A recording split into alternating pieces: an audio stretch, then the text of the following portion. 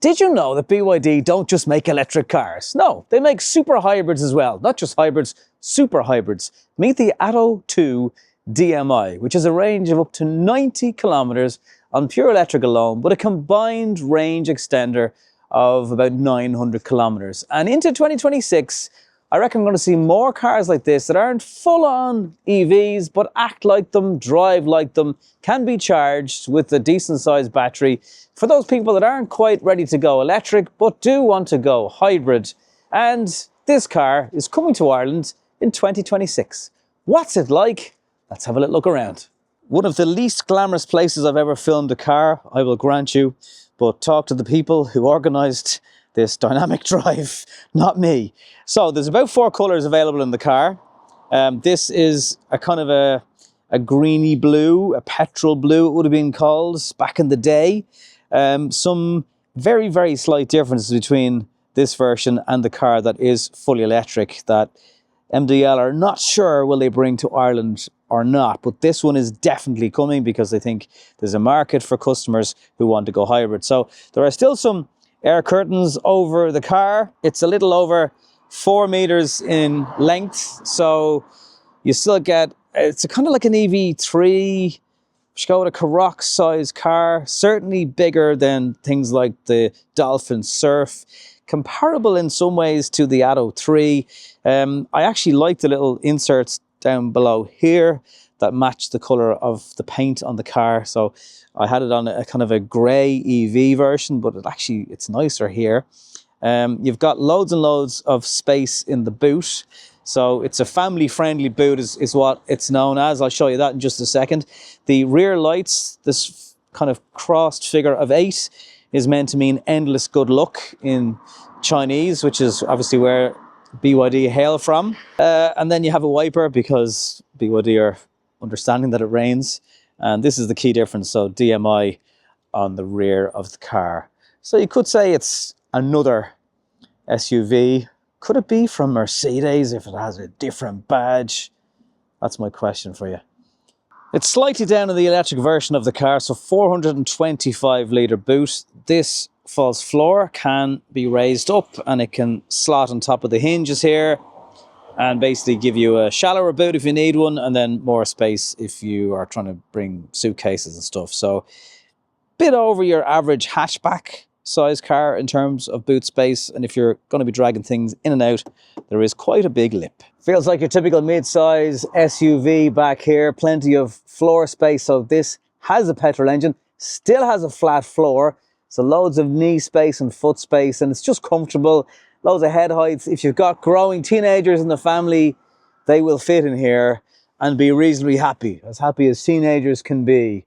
At least. And there's an armrest if you're not using all of the 3 seats. And yeah, it just feels very, very spacious, good size back here. So the DMI version actually has a 1.5 petrol engine. It never directly powers the wheels. It can if it really has to, but essentially it tops up the battery, it puts charge in it, and it keeps going again. So the idea is you should easily be able to see less than 2 litres per 100 kilometers, and it essentially drives like an electric car. Wheelbase is also relatively long for a smaller segment car.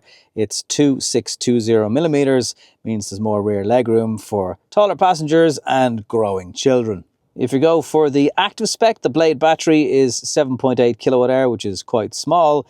The higher spec version of the car, however, has an 18 kilowatt hour battery. These are both BYD Blade batteries, which means they are LFP.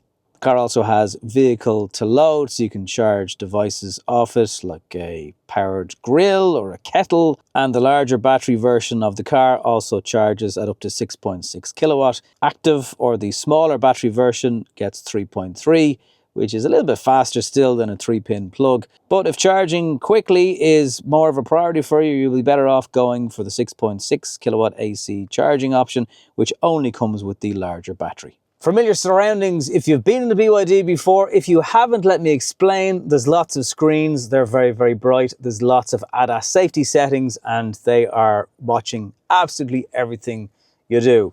You get front passenger seat ISOFIX. You'll be able to charge your devices with up to 50 watt charging. If you plug into the port, there's also a cooled charging plate for your device on one side and the space down below underneath the centre tunnel, which would have a transmission tunnel typically. And there's just lots of cubby holes and places to stick items if you're traveling with the family.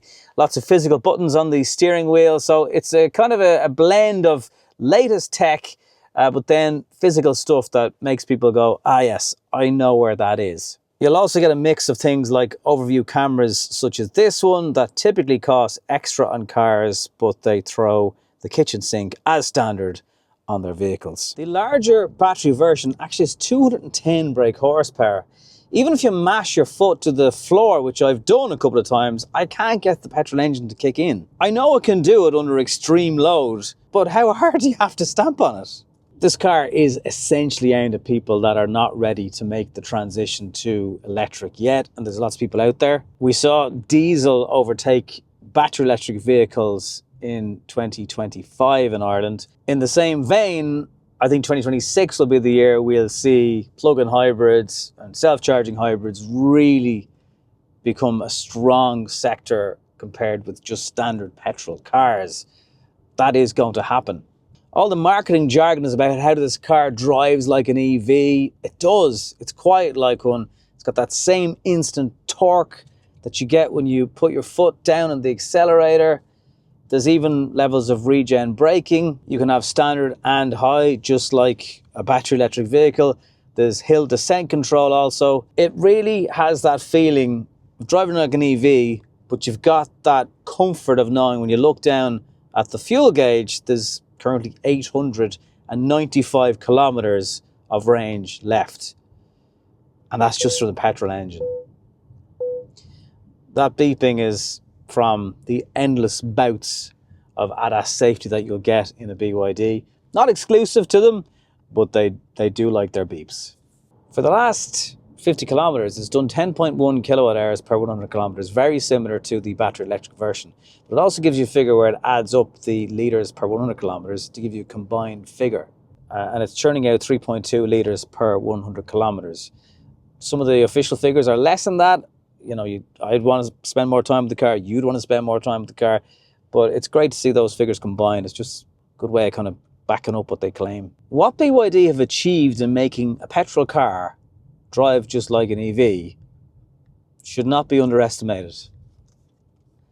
I'm more impressed with that kind of stuff than flip and throwaway comments such as the Chinese are coming.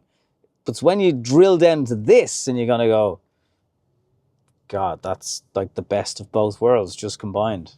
If you're not ready to go fully electric, the BYD Atto 2 DMI, it's worth considering on your shopping list for 2026.